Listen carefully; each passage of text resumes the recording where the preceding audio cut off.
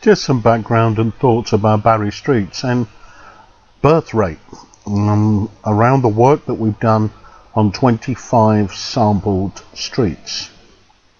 So, born in Barry streets, this is called.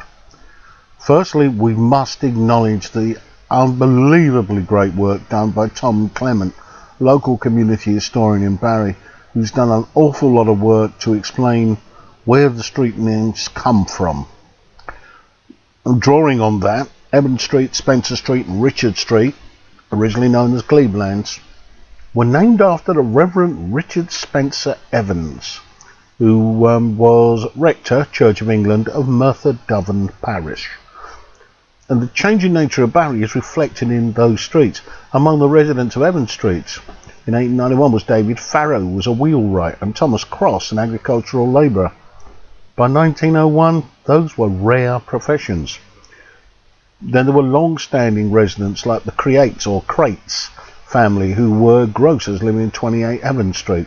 They lived there for nearly 20 years, but most were transient, looking for the next adventure or bigger premises. Now, in terms of population, the majority of the people living in these streets in 1891 came from the West Country in England, particularly Somerset and Devon.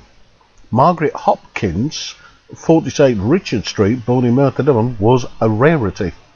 You have to understand, Barry in itself did not exist. In 1881, Barry, the village, only had 100 population, whereas there were 277 people living in Caddixton.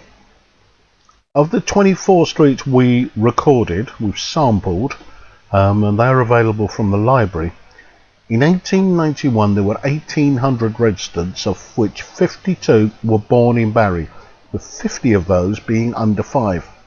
By 1901 there were 3,711 residents of those streets, of which 803 were born in Barry, and only 6 were over 15 years of age.